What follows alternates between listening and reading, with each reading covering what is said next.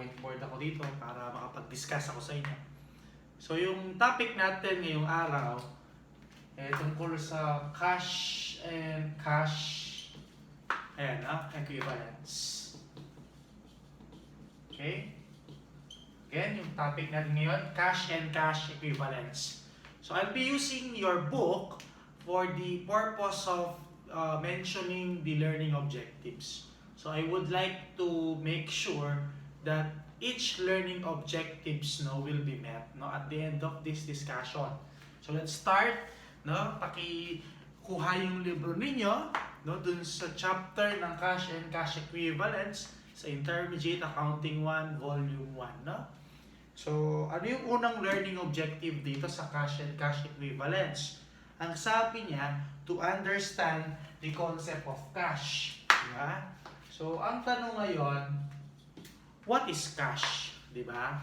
So kumbaga, class, as you all know, cash is the standard medium of exchange. Ibig sabihin, ito yung pinaka-ginagamit natin on our day-to-day transactions when purchasing goods and services. Now, class, yung cash na ito, kung titignan mong mabuti, in layman's term, cash means money. For non-accountancy people, ang ibig sabihin ng cash, money, pera. But in accounting parlance, as far as accounting standards are considered and concerned, cash is a broader term than money. So, in accounting parlance, ang laman ng cash class money and other negotiable instruments. So, again, in accounting parlance, cash means money and other negotiable instruments. Ano yung other negotiable instruments? So these are equivalent to bills and coins or money that are acceptable in banks for immediate deposit. So later I'll be mentioning the items of money. Okay, class? Now, what is the condition for an asset or criteria for an asset to be considered as cash? Okay, tandaan ito. Klase, tandaan ito. Ang condition para ang asset ay maklasify siya bilang isang cash, kailangan unrestricted yan, in use. Again, I repeat, kailangan yung condition unrestricted in use. Anong ibig sabihin ng unrestricted in use?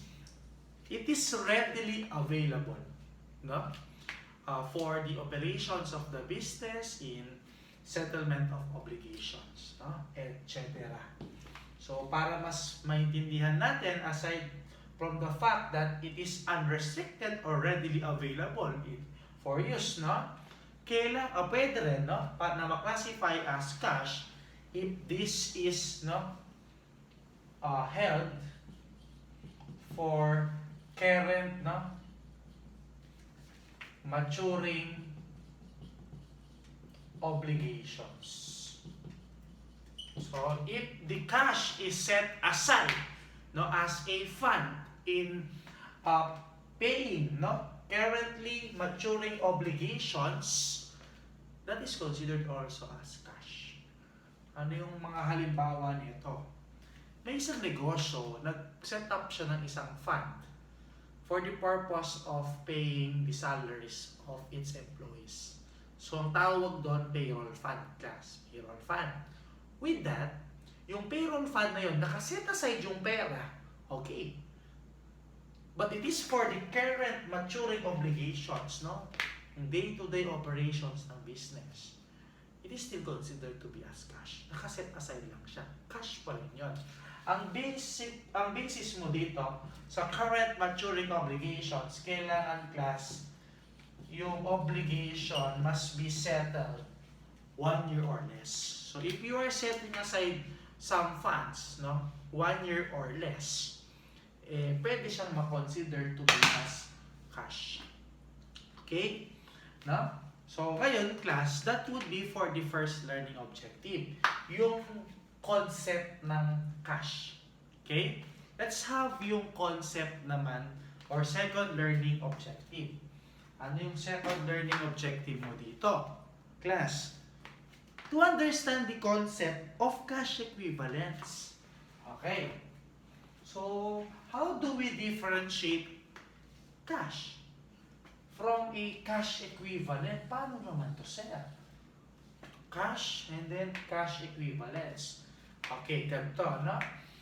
If cash is considered to be the standard medium of exchange, no? Or cash means money and other negotiable instruments that is unrestricted in use or held for current maturing obligations 1 year or less.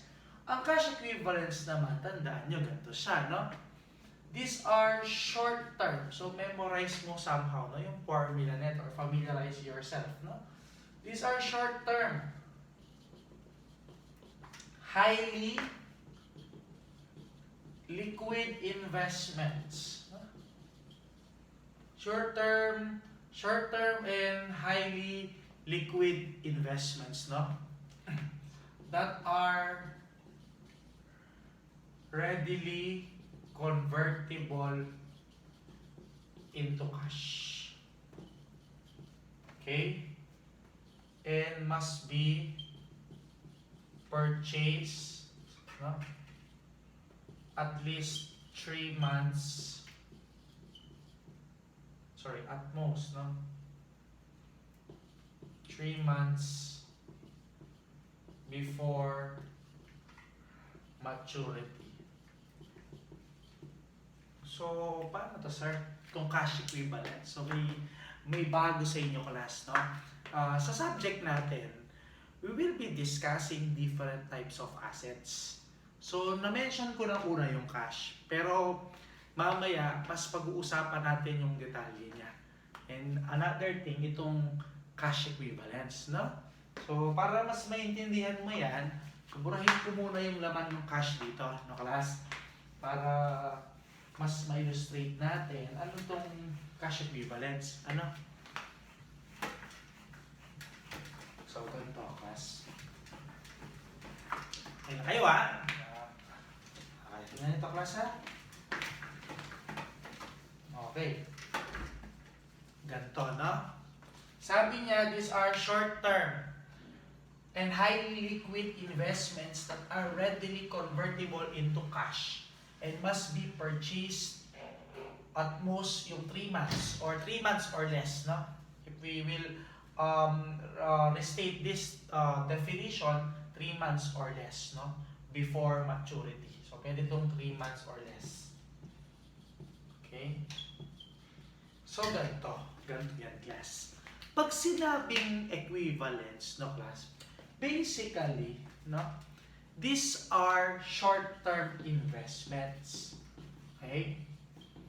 Ngayon, class, ano yung basis mo dun sa short-term investments?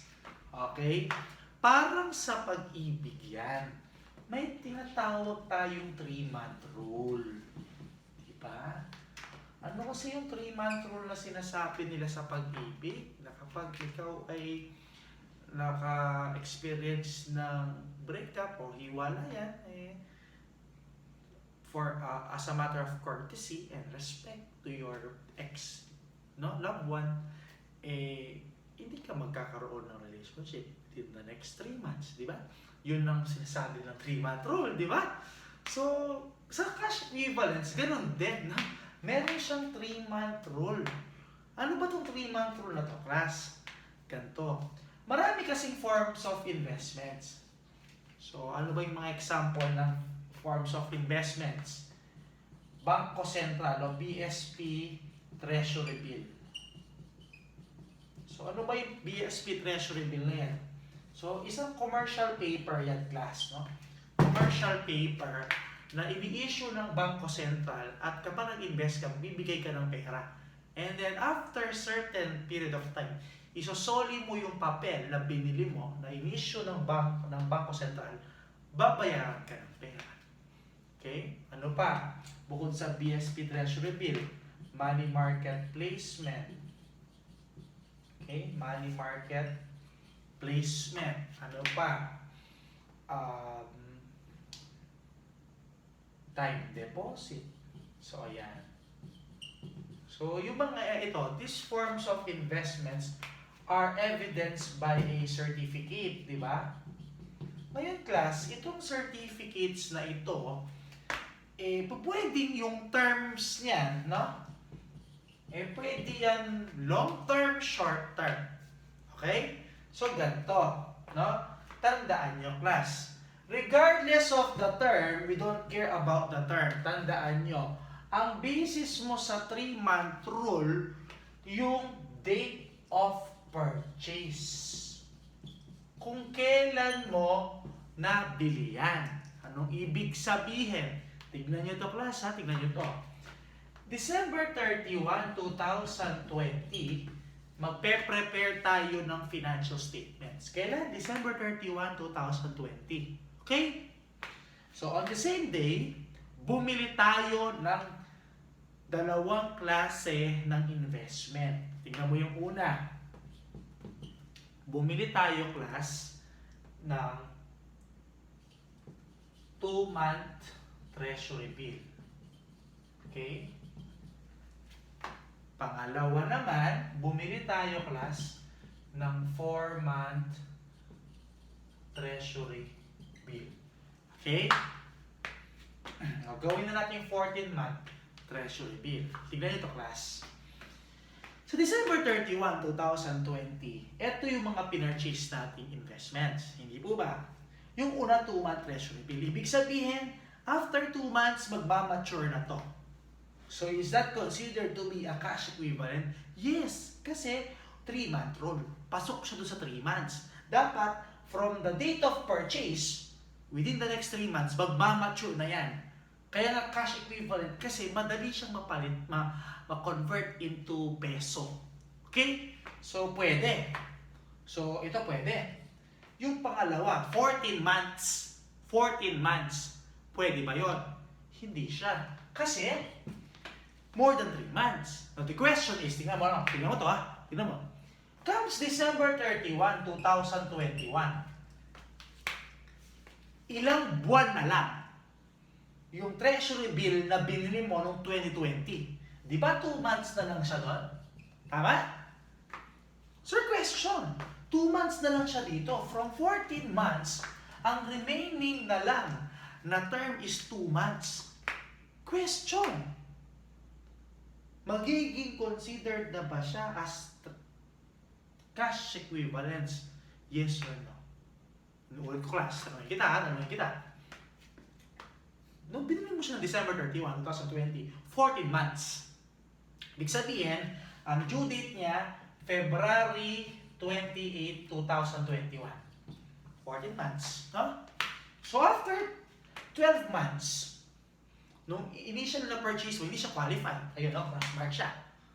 But after 12 months, ilan na lang yung remaining term? 2 months. Question. Sir, considered na ba ito as treasury, as cash equivalents? The answer is no. Kasi, class, ang basis natin, date of purchase. Kung kailan mo yan nabili, anong ibig sabihin? Class, anong ibig sabihin nun?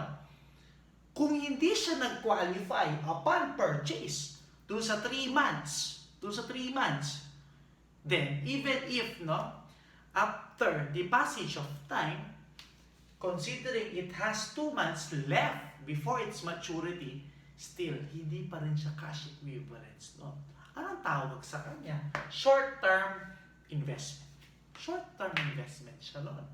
Okay? Ang rule kasi ng accounting standard natin dito, class, for cash, no?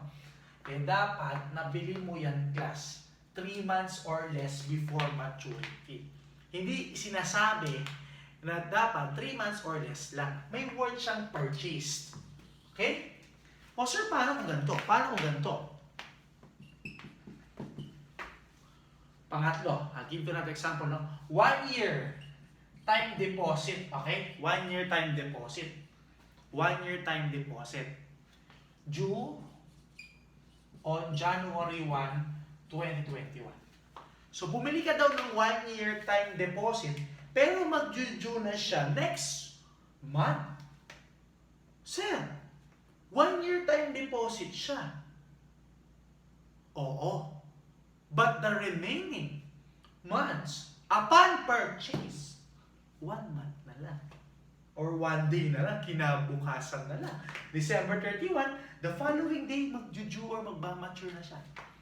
Ang classification ng class, tatandaan nyo, cash equivalents. Okay? So, I know, no? Medyo nalilito kayo ngayon sa cash equivalents kasi ang nature niya, 3-month rule. Tandaan nyo, ganito yan, ganito yan. Ganito yan. Una sa lahat, tignan mo, kailan nagpe-prepare ng financial statements. Kailan ka magpe-prepare ng financial statements? End of reporting period. December 31 for calendar year. Tama? Ngayon, dun sa kung kailan ka gagawa ng financial statements, tignan mo. Kung yung date of purchase mo, class, nung investments, magbibilang ka ngayon, ilan na lang months ang natitira. Okay? So, another example, number 4.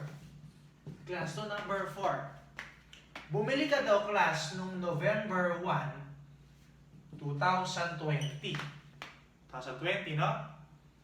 Mag-due daw siya, excuse me, February 28. February 28. Okay. So, gagawa ka ng financial statements December 31. Tama? Tingnan nyo. From November 1, 2020 hanggang March 28. From November 1, 2020 hanggang February 28, 2021. Ilang buwan yun? November, December, January, February. 4 months. So, sir, 4 months, no? 4 months. So, 4 months. Kailan mo nabili? November 1. Ngayon, question.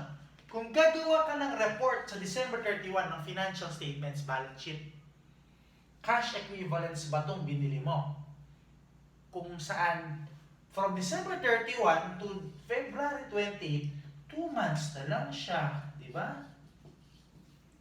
Hindi. It will never qualify as a cash equivalent. Kasi ang basis mo sa 3-month rule, yung date of purchase. Okay? Kahit 5 years pa, yan, class, 5 years yung term niya nung binili mo, at 1 month, 1 linggo na lang natitira, kapag gumawa ka ng FS, hindi pa rin yun magka-qualify as cash equivalents. Okay? Ang basis natin, yung purchase. Okay po? Sige.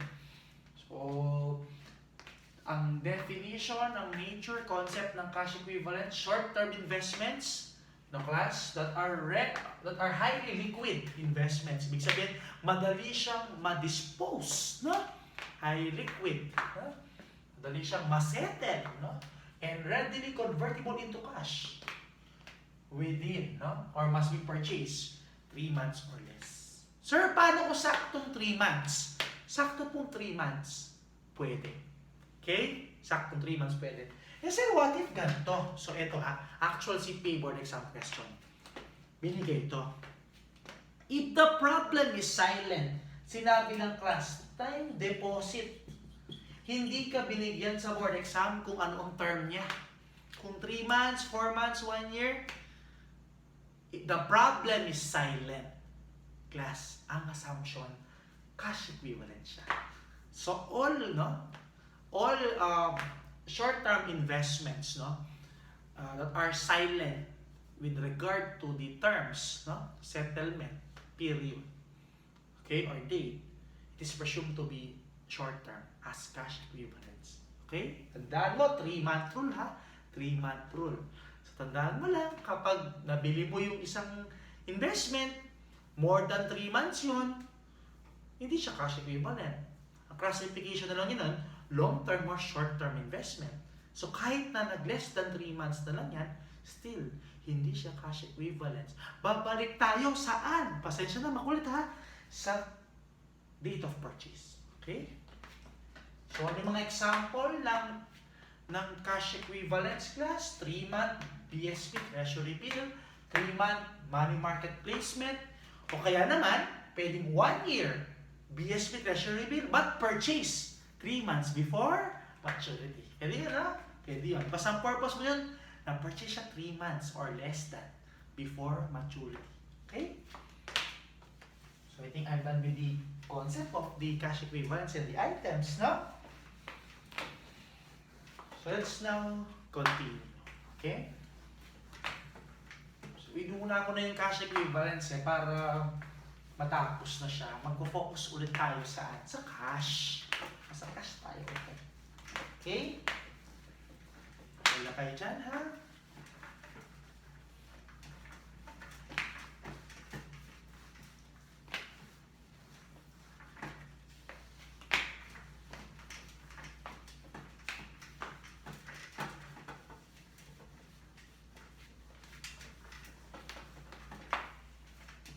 So, what's next, class? Ano yung next learning objective natin? Ano yung pangatlo? Ano yung pangatlo dito sa class? Sabi niya, to identify items considered as cash, no? Ano ba yung mga items, no? What are the items considered as cash? No? Items, no? Considered as cash. I hope while I'm discussing, you are also writing down some important notes. Okay? So, ano yung mga items considered as cash? Yung una dyan, class, yung tinatawag nating cash on hand. So, kumbaga, binibigyan tayo ng breakdown, no? Or classification. Ano yung mga cash? Next is cash in bank. Huh? Pangatlo, ito yung tinatawag nating cash fund. Okay? Let's start with cash on hand. So, kung napapansin nyo, nung nag-aral kayo ng basic accounting sa cash, ang isa lang alam mo, sinabing cash, cash on hand. Or pwedeng na-mention na sa inyo, cash in bank. Pero meron pang iba pala, di ba? So, ano ba yung cash on hand, sir? Ano ba itong cash on hand? Class, sandaan nyo. Pag sinabing cash on hand, this refers to your undeposited collections. No? Meaning, these are in the custody of the business. So, ano ba yung pwedeng maging undeposited collections mo? Pwedeng coins, pwedeng bills, pwedeng checks, pwedeng money orders, no class? And then pwedeng bank drafts. Okay. So, ito yung laman ng cash on hand mo, ha, class? So, pag sinabing cash on hand, coins. So, ito, barya, no? Ito. Barya, no, class? Coins. Walang problema. Ano yung sabihin ng coin, no? Pera. Okay? Pag sinabing bills, okay. Perang papel, ayan, no? Okay. This is a 1,000 peso bill, no? Okay, bill. Pag sinabi namang check, ano yung halimbawa check? So, ito, bibigyan kita ng check booklet ko. Okay, class? So, ito, no? Yan, okay? So, blank check, no? So, assuming may amount yan, no? So, those are checks, right? Okay. Paano naman to, sir, yung money order? Ano naman itong money order tsaka bank drafts? So, for your reference, maganda class, i-research mo ito sa bahay sa inyo. Ngayon, i-search mo yung example ng money order and bank drafts. But take note, these are documents, class, no? Normally issued by financial or banking institution. But, and also, acceptable, class, saan? Sa bank for immediate deposit. So, the ino-honor nila, considering or similar, no? Like a coin, bill, and check. Okay? So, yun ang cash on hand natin, no? Actually, may iba pa dyan na classification ng checks. Halimbawa, manager's check, gano'n. Ano ba yung manager's check, class, no? Yung manager's check, ganito yan. Ang tawag ito sa hawak ko kanina, class, na ito. Ordinary check lang to, no, class? Ordinary check lang yan. Ito. Ordinary check lang, no? Ordinary check. Pag manager's check, class, mas malaki ng size dito. Okay? Medyo mas malaki yung size niya. Illustrate natin yung manager's check. Okay, medyo mas malaki yung size niya, class, no? Ganyan, no? Tapos dito, nakasulat na halimbawa yung amount 100,000. Tapos pirmado nung bank head, no? Or bank manager, certifying that this check, no, has its own fund. Big sabihin, guaranteed may laman tong check, hindi siya tatalbog. So kung tatanungin ko kayo, which do you prefer? Accepting an ordinary check or a manager's check, class? Of course, manager's check. Yun nga lang, class, ang pinagkaiba nito, no, class, ang pinagkaiba nito, yung manager's check, kapag ini-issue yan, kailangan mo muna pumunta ng bangko para pa-certify mo yon. Ikakaltas na agad sa balance mo yan, no? Unlike sa cheque, hanggat hindi pinapa-encash yan nung may hawak, kahit hawak na ng ibang tao yung cheque, kung hindi pa niya pinapapalit, hindi pa mababawasan yung balance niya. Pero pag manager's check, upon issuance, nabawas na yung balance mo sa bangko. Okay? So next, no? Class, next. What's next dito, no? We have cash in bank. Okay. So pag sinabing cash in bank, ito yung demand or checking deposit, no? Checking account, no? Okay, and yung savings deposit, no? Savings account. Ayan, no? Checking account, demand deposit, or savings account. Yun yung cash in bank, no? Aralin natin, class, yung concept tsaka reconciliation ng pera sa bangko at cash on hand sa next chapter. Ang tawag doon, bank reconciliation. Okay? So, ito naman, yung cash fund natin. Dalawang klase ang cash fund, na bantayan mo. Meron siyang cash fund for short-term obligations. Meron siyang for long-term. No? Okay, class. Kapag cash fund for short-term obligations, ang treatment dito, class, ang treatment dito, cash. Okay? Current asset. Pag long-term obligation yan, class, non-current asset yan. Ano ba yung mga examples ng short-term obligations ng cash fund? Petty cash fund, no? Petty cash fund, travel fund, dividend fund, change fund. Ano yung mga example na? Petty cash fund, travel fund, dividend fund, change fund.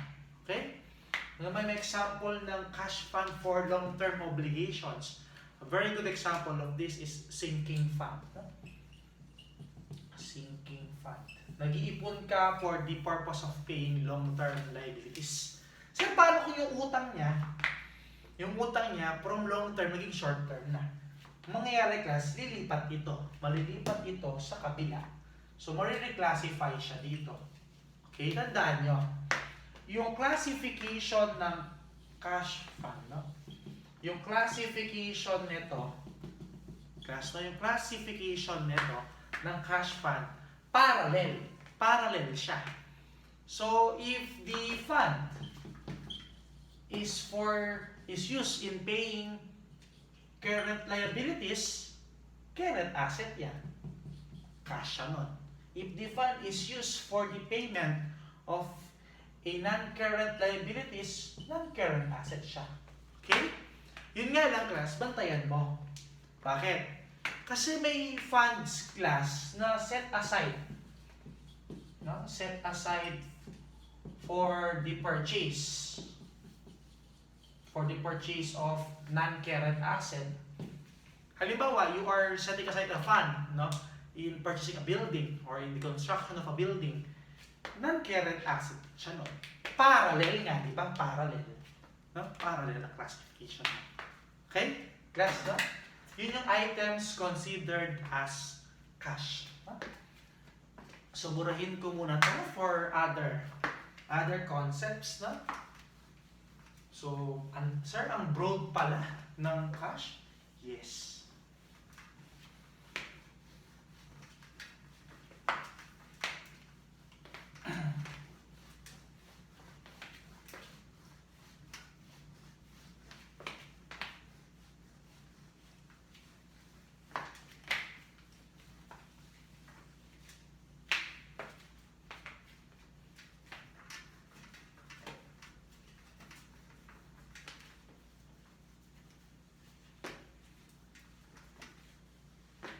Okay. Okay. So, ito class, no? Siyempre, may tinatawag tayong proper cash management, no?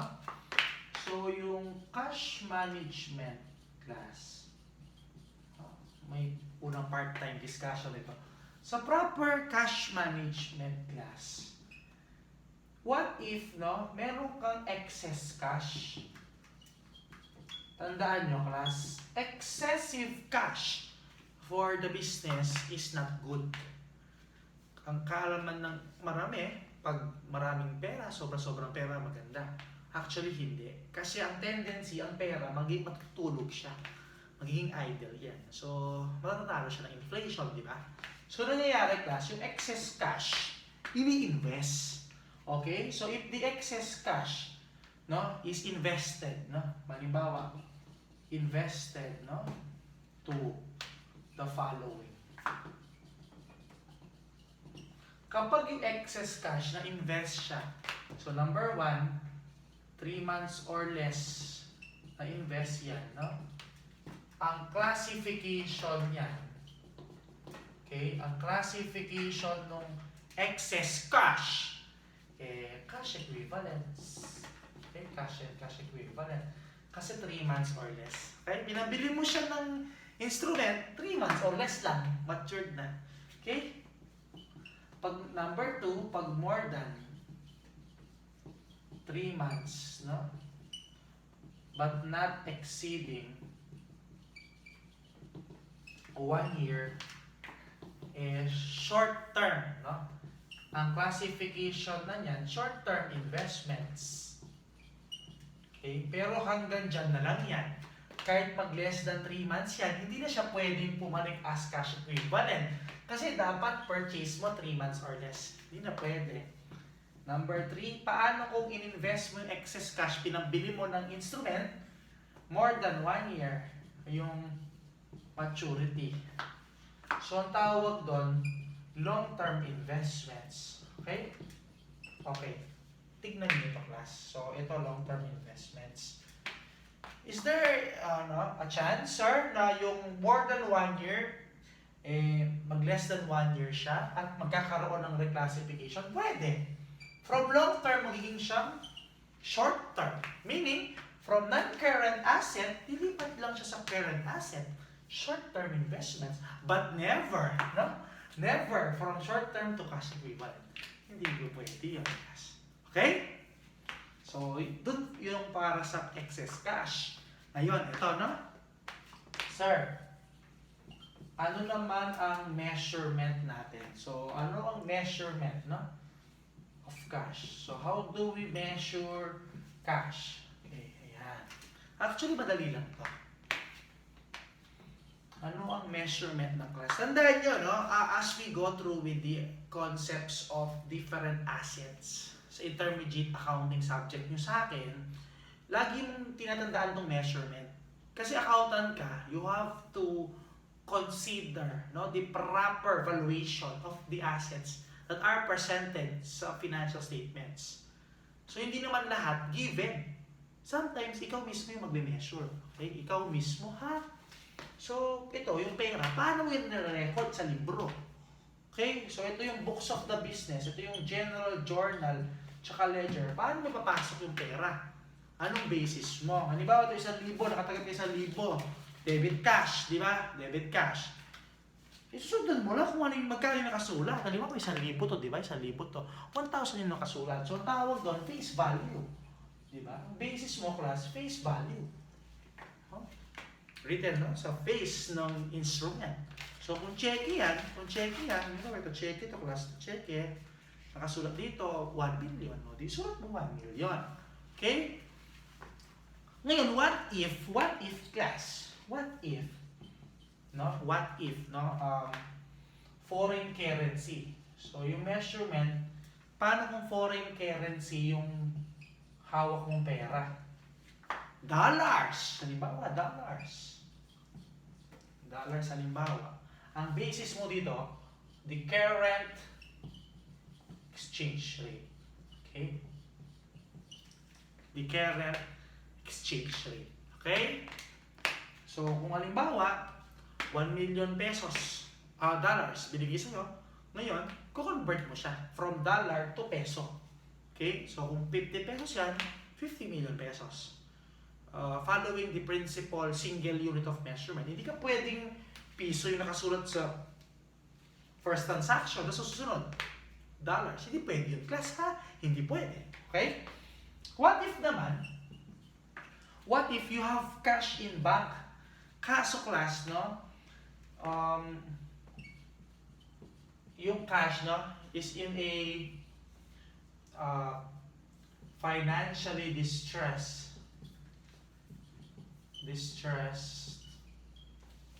company. Ibig sabihin ng financially distressed, di ba, class? Experiencing financial difficulties, so in bankruptcy. Ang measurement mo dito, class, net realizable value. Okay? Kung magkano na lang yung recoverable amount niya, class. Okay? Okay, class? No? So, cash management, measurement of cash. Okay, class? So, madali lang, no? Madali lang. Sir, face value. No? Face value. Foreign currency, no basis mo? Current exchange rate. Okay? Cash in a financial distress company, net realizable value. Yun nga lang, class, bantayin mo. There are also, no, cash in a foreign currency na may legal restriction. So, if legally restricted yung funds mo, isa-set aside mo siya as a non-current asset kung legally restricted dyan, no? Okay?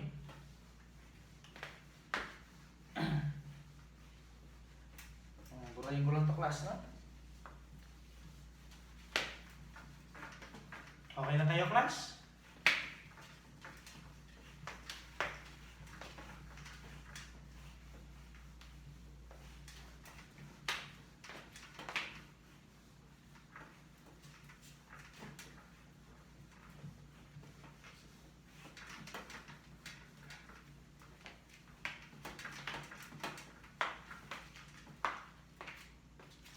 Okay.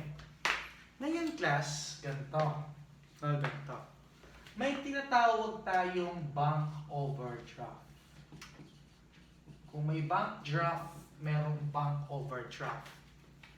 Bank draft is cash. Okay? Ilawin natin, class, no? Yung bank draft cash. Yan naman yung bank overdraft. From the word over, no? Paano to? Paano nangyari na itong bank overdraft? Ang definition ng bank overdraft, class, no? Cash with credit balance. Ayan, no? Or cash, no, with negative balance. The normal balance of an asset is said to be debit. Pero paano kung negative balance yan, credit yan? Paano to?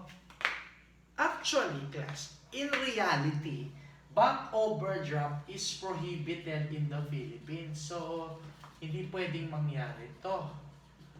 In our country, hindi pwede yan. Pero sa ibang countries, pwede yan. Paano ba nangyayari yun? So, ganito siya. So, halimbawa yung company, no? Meron siyang BDO checking account. Okay? Meron siyang BDO checking account. No? number 1, tapos BDO checking account number 2. Okay? Tapos meron siyang BPI savings account. Number 3. Okay? Yung BDO checking account niya, class, 1 million yun naman. Yan. Checking account number 2, 500,000. Checking account number 3, negative 400,000. Paano nag-negative? Sir, paano nangyari itong negative 400,000? Ganito yan. Nag-issue siya ng cheque more than its balance. Nag-negative. Inulit ko sa Philippines, hindi pa pwedeng mangyari yan, yung bank overdraft. So, probably, no, sa ibang country, pwede yan. O kaya naman, kung may bangko ka na iba-iba yung accounts mo, pwede. So, nagkataon, negative siya. Ang tanong, anong treatment natin sa bank overdraft? Okay, the question is, ano treatment? Yan na, anong gagawin mo kapag may bank overdraft, credit or negative balance? Tandaan mo. Kapag may negative balance ka sa bangko, ang treatment mo dito, class, current liability. Yung negative balance mo dyan, class, current liability. No offsetting, class, no offsetting. Allowed. Hindi mo pwedeng i-offset yung negative 400,000 mo dito against your other bank account, no, balances. Ngayon nga lang, for every rule, there's always an exception. You can only offset, no, if the amount is significant, no? If the amount is insignificant or immaterial, no? Pwede mo siyang i-offset provided it is of the same bank. So, halimbawa, 10,000 lang na negative balance yan. And then, parehong BDO naman. Pwede mo na.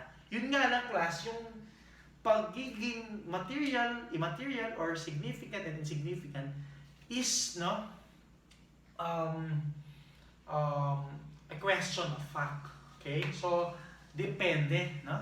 Depende, relative yan sa size ng business. Okay? Ngayon, no? So, ang treatment sa bank overdraft, matandaan mo, no?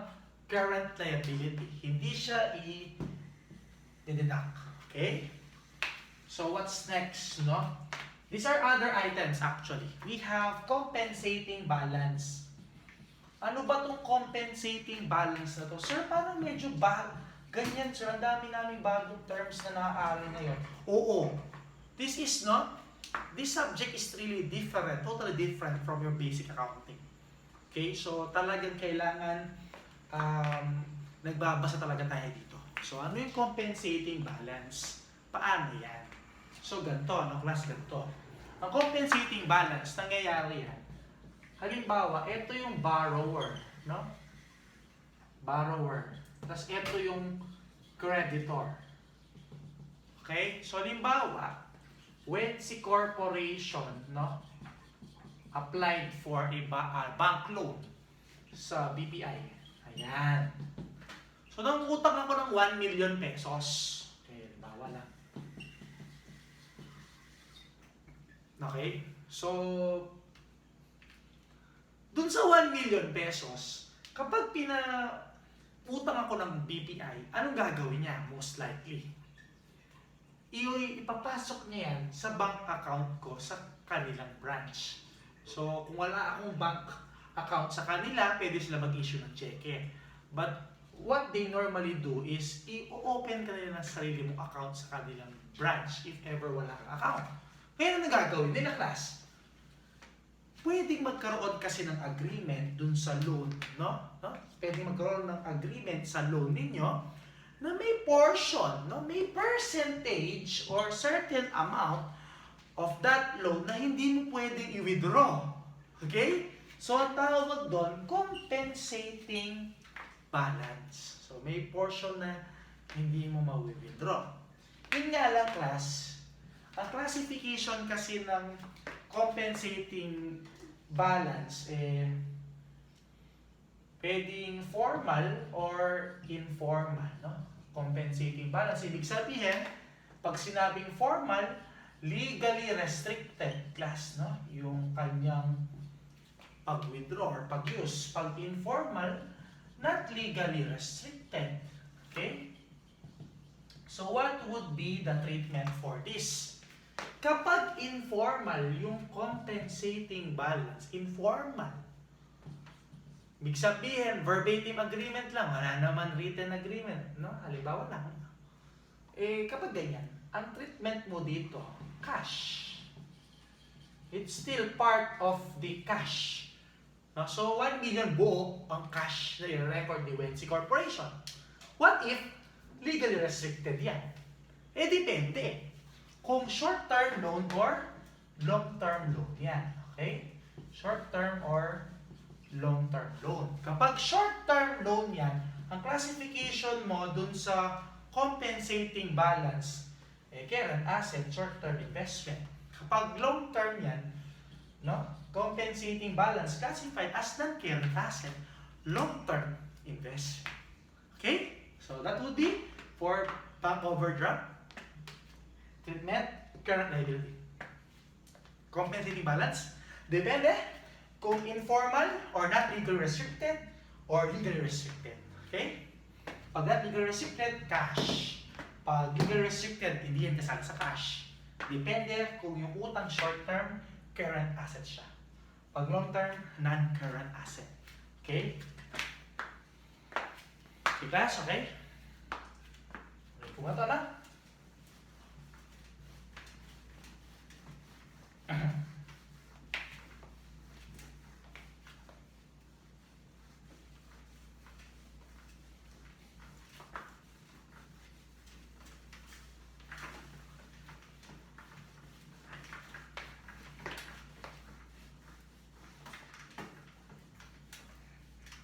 So, what's next, no? What's next? Sir, types of checks.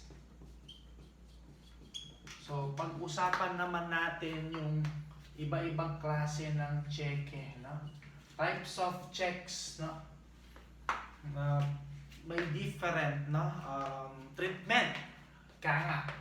Let's start with number 1. Okay? Ano yung una? Let's have undelivered check. Undelivered check. Dalawa, post-dated check. Okay? Pangalawa, post-dated check. Okay? Pangatlo, stale check. Yan. Kasi ganito, di ba? Ganito. As a rule, all, no, checks received, di ba dapat kasali yan, no? And all checks issued, deduction yan, di ba class? Pag on hand, pero yan. Pag nasa nilang pinisum yan sa labas, deduction yan, di ba? Ganyan ang concept ng cheque. Ngayon class, anong treatment ng mga to? Tandaan mo class, yung undelivered check, ibig sabihin ng undelivered check ganito. Nag-issue ka na ng cheque, ibig sabihin, class, no? So, ganito mangyayari, no? So, let's have original entry. So, original entry. Tapos, inote mo yung adjustment. Adjustment and treatment. Okay? Adjustment and treatment. So, ganito. Pag nag-issue ka ng cheque, di ba ang entry mo, debit, accounts payable, no? Kung magbabayad ka ng utang, credit, cash in bank. Di ba? Bakit cash in bank? Kasi cheque yan. Ganito mangyayari. Nag-issue ka nga ng cheque. Okay, nag-issue tayo ng cheque, no? Ikaw ang babayaran ko ng utang. So, nung in-issue ko yung cheque, tandaan nyo, upon issuance of the cheque, i-record ko na sa books ng business. Debit accounts payable, credit, cash in bank. Okay? Ngayon, class, unfortunately, here comes end of the year, December 31, end of reporting period. Yung cheque, hindi na padala, no? Hindi na padala ng mailman or ng courier, no? Hindi na padala sa'yo bilang recipient ng cheque. Question, nasa di na kayo yung custody ng cheque. nasa akin. Undelivered nga, di ba? Pera mo na ba yun? Pera mo ba na ba yun? Hindi pa. Pera ko pa yun. Kasi nga, nasa akin pa yung cheque. Paano mo papapalit yung checking wala naman sa custody mo? Nasa akin. So, pera ko pa yun. So, I have to bring back, no, the balance sa cash. So, i-reverse mo to. So, ang adjustment mo dito, debit cash in bank, credit accounts payable. So, ang treatment mo dito, class, increase sa cash. Undelivered check increases your cash balance. Babalik eh, di ba? Yun nga lang, babalik din yung utang mo. Di ba? Babalik din yung utang mo. Next, post-dated check. Paano naman ito post-dated check? So, ganito. Nag-issue ka ng check, nag-issue ako ng check ulit para sa'yo, no? So, babayaran ko yung utang ko sa'yo. Debit accounts payable ulit. Ayan. Credit cash in bank. Ayan. Ha? So, nabawas. Yun nga lang, class. Ito nangyari. Yung cheque na-deliver na sa'yo. Okay. Na-deliver sa'yo yung cheque. Halimbawa, ito yung cheque. No? Na-deliver sa'yo. Okay? Kaso, class. No? Kaso nangyari. Naka-date siya. March 1, 2021. March 1. Ang tawag doon, post-dated. Inissue mo yung cheque in advance, but you cannot easily encash this through the bank. Kasi nga, post-dated siya. Kahit hawak mo yung pera, hindi mo rin masasabing iyo yan agad. No? May mga bagay na nasa tabi mo na, pero hindi mo ma-claim o masabing iyo siya. Okay? So, post-dated check. Nasa kamay mo na. Pero hindi mo pakinabangan, hindi mo magamit. Diba? Hindi mo masabing iyo. Hindi mo mapapalit. Diba? Hindi mo panintigan. So, anong gagawin mo sa checking hawak mo? Ano bang araw ngayon? Halimbawa, kung yung araw ngayon, February o January 2021, March 1 yung date ng cheque, mapapapalit mo ba yun sa bangko? Punta ka ng bangko. Ito po yung cheque, sir. Sir, ito po yung cheque. Sabi mo, sir, ito po yung cheque, sir. Sabi mo sa bangko, papalit ko po. Ano sagot sa'yo ng teller? Ay, paano ko po papalitan to? Hindi pa naman po siya naka-date ngayon. Maghintay po kayo. Ng kailan? March 1. Maghihintay ka. So, question. Kung yung cheque, March 1, 2021, at gagawa ka ng report ng December 31, 2020, even if this were already issued to the recipient, to the payee, kanino pa rin yung pera? Sa issuer pa rin. Yung pera nasa issuer pa rin. So, anong diskarte dito, class? Ibabalik mo yung pera sa'yo. Debit cash in bank. Credit accounts payable. So, increase ulit yung cash mo. Mag-i-increase ulit yung cash mo. Tandaan nyo, yung addition dito kay issuer. Okay, class? Sa issuer ng check, increase sa cash. Okay?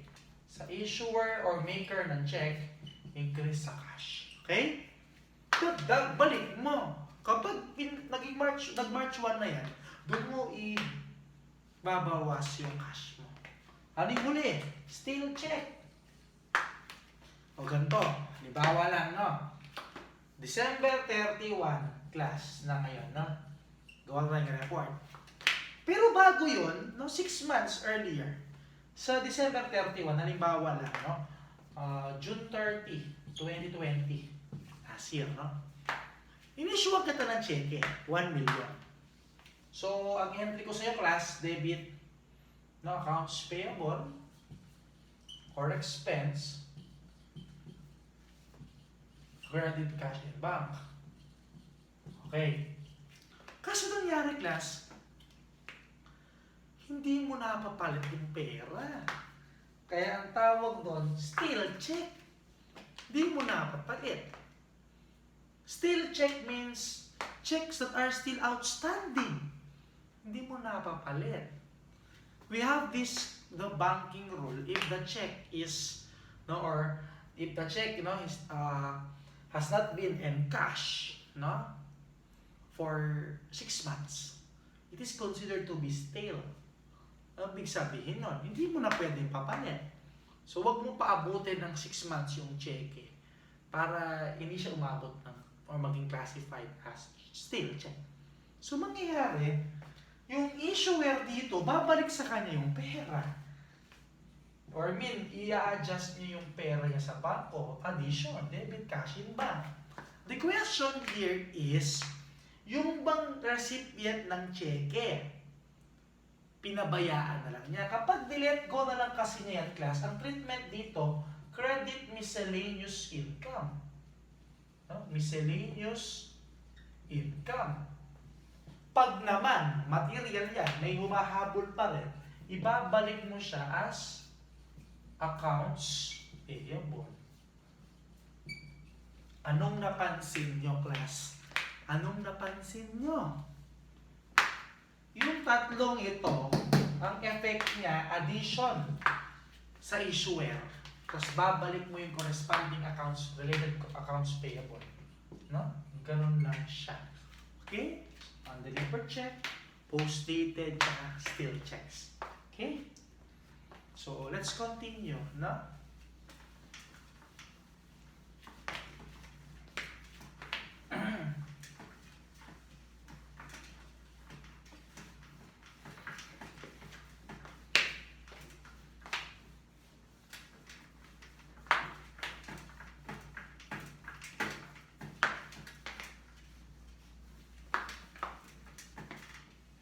Okay lang kayo, class? Okay lang? Okay lang, uy. Okay lang, uy. Okay kayo? Okay. So, what's next? No? Yung accounting for shortage and overage. Okay? So, ano ba yung shortage tsaka overage? Kapag shortage, class, ibig sabihin, pag shortage, no? Yung cash per record, yung nasa libro, nakasulat, mas mataas siya dun sa physical count. Ano ibig sabihin? Dapat 100,000, halimbawa lang, no? Dapat 100,000 yung pera. Pero nung binilang mo, 98,500 lang na nagbilang. So may shortage, may kulang, di ba? Okay. Pag overage naman, baliktad, no? Yung cash per record, no, per record, mas mababa, no, dun sa physical count. Big sabihin nito, sobra, overage. So, halimbawa, yung cash per record, 100,000, pero yung physical count, 101,000. Ayan. Tandaan nyo, ina-adjust natin yung cash per record dun sa physical count. So, anong mangyayari? So, anong entry mo dito? So, ano yung mga entries dito, class? Ang entries dito, i-adjust mo yung cash. So, mangyayari, credit cash, bawasan mo. No? 1,500. Kasi may difference. Debit cash short, no? Or overage. Or cash shortage na lang. Cash shortage. 1,500. Temporary account yan. Tapos anong gagawin mo? Yung cash shortage na 1,500 dito, i-close mo siya. Credit cash shortage or overage na class, 1,500. Saan mo i-debit? Depende. Class, no? If fault ni cashier, due from cashier, no? 1,500. But if, no? Hindi naman, it was proven that the cashier, no, is in good faith. Ang treatment doon, class, loss. Okay? So, ganun siya. So, due from cashier or loss. So, it depends who is at fault. Okay? Kapag naman overage, baliktad lang yung entry. I-adjust mo yung 100,000 sa 101. So, debit cash, 1,000. Credit cash overage, 1,000. Okay? Yung 1,000, kayo na ibibigay or i-close. So, debit cash overage, 1,000, no? Ang credit dyan ganito. Yung bang 1,000, may nagkiklaim. O pera ba yan ni cashier? Kung pera yan ni cashier, class, payable to cashier, no? So, payable to cashier, no? Okay, what if hindi naman pala siya pera ni cashier? So, in good faith si cashier, no? Hindi naman sa kanya yan. Income siya, no? Credit income, 1,000. Tatandaan nyo lang, class. Tatandaan nyo lang, no? Kapag shortage, kapag at fault si cashier, receivable, due from cashier. If not at fault, loss of the business. Okay?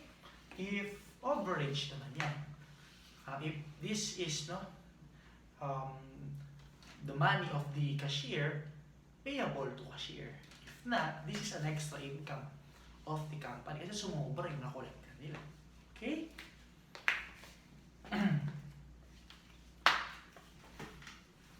So I think I'm done with the first set of learning objectives, no? Nasa bandang huling part na tayo. So ano naman yung susunod, sir? Ano naman yung susunod? Basahin natin yung learning objective dito. Sabi dito, class, sabi dito, no? To understand the impress system of internal control. Ano ba itong impress system na to, sir? Impress system, no? Of internal control.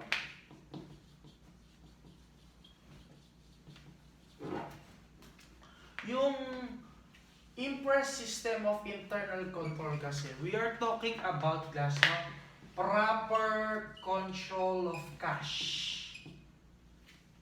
Or proper control over cash. Ano yung impress system na to? Tandaan mo tong impress system, no? May statement kasi yan na sinusunod, no? Or kumbaga, this is the principle being followed, no, by businesses. Ano yung principle na ito, class? Tandaan nyo, no? All cash receipts, no, shall be, no, or should be deposited intact, sabi niya, no? And all cash disbursements should be made, no?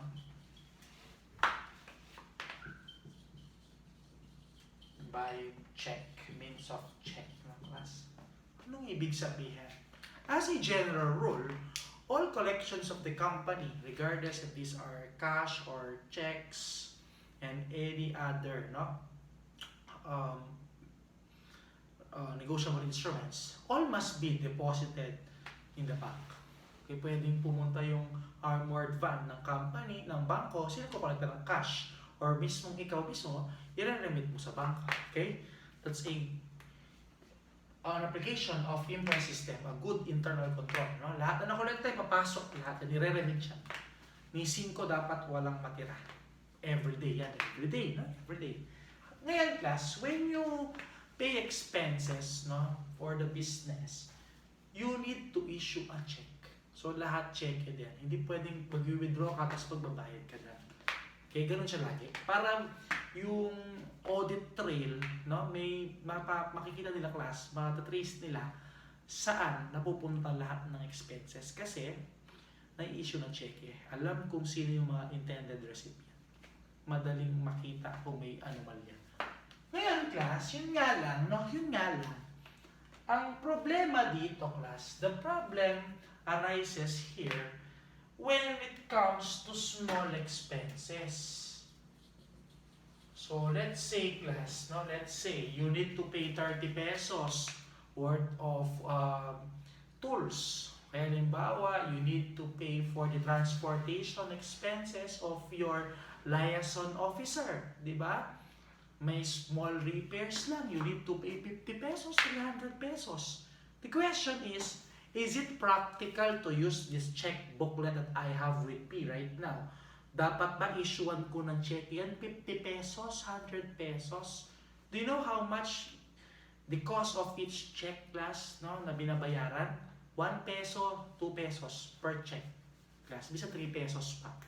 Okay, may additional charges kapag nag-ihingi ka ng booklet class. Yung 50 booklets, you have to pay 100 pesos, 200 pesos. So, nasa 2 pesos to 4 pesos kada cheque. And if you are paying 100 pesos, issuean mo pa ng cheque yan. Try mo kaya class, pumunta ka ng palengke, sakay ka ng jeep, bayad mo sa konduktor o sa driver, pamasahe mo 7 pesos. Anong pangalan niyo po? Sulatan mo siya ng cheque. Anong gagawin niya sa'yo? Iyahampas niya yung cheque sa'yo, di ba? Bakit, class? Eh, syempre, it's impractical, no? So, whenever you have small expenses, it is impractical to issue a check, di ba? Impractical to issue a check. So, in this situation, paano dapat mong gawin? Kung hindi pwede ito, violation nyo, dapat check di ba? There is an exception. So, mangyayari, instead, you have to establish this what we call petty cash fund. No? Petty cash fund. Kaya sinabing petty cash fund yan. Petty means small. So, petty cash fund means cash fund for small expenses. Okay? Cash fund for petty disbursements. Okay, class? So, ngayon, for the second learning last learning objective, anong sabi dito? To know the accounting for petty cash fund. No? Nasa huling part na tayo, class, yung petty cash fund mo. So, yung petty cash fund mo dito, class, may dalawang methods yan. No? May dalawang methods yan. Yung impress fund system. So, impress fund system. At may tinatawag tayong fluctuating, no? Fund system. Saan sila nagkakaiba? Sa journal entries. Bakit? No, papaano yun? Yung impress fund system kasi, ganito siya. Yung impress fund, na-summarize na muna natin. Saka yung fluctuating. Yung impress fund system kasi, class, ganito. Kapag nag-issue siya or nagbayad siya ng expenses, it's through a memorandum entry. Only if there is replenishment, doon lang siya mag-recognize ng expenses. Pag fluctuating naman, class, nag-record siya ng expenses basta may nilabas na pera. Fluctuating yung balance niya. Itong impress fund, nag-recognize ka lang kapag may replenishment. Okay? So, let's differentiate the two, no? So, syempre, yung first part, to set up, no, petty cash fund. So, in setting up the petty cash fund, ang entry nyo parehas lang. Debit petty cash fund, ayan, no? Petty cash fund. Credit cash in bank. So, mag-issue tayo ng cheque sa petty cash custodian. So, petty cash custodian, yung nagmamahala ng petty cash fund mo. So, same lang, no? Same lang. Debit petty cash fund. Ayan, no? Credit cash in bank. Parehas lang, no? Parehas lang. Pangalawa, to record payment of expenses. To record payment of expenses. Halimbawa, 3,000. Dito, class, memorandum entry. Memorandum entry lang siya sa impress fund system. Sa kanya, class, debit expense. expenses, credit, petty cash fund. Ayan, nagpa-fluctuate siya, no? Sir, ba't ganon? Ba't yung impress fund system, memo entry, ganito kasi. Pangatlo, sa replenishment. So, replenishment of fund. Sa replenishment of fund class. Doon siya mag-recognize ng expense. So, kulang siya ng 3,000. So, debit expenses, credit cash in bank. Okay? Replenishment means, no, bringing back the fund, no, in its original balance. So, dito, class, ang entry niya, debit, petty cash fund, credit cash in bank. Okay, you might be, no, confused as regards to the arrangement of the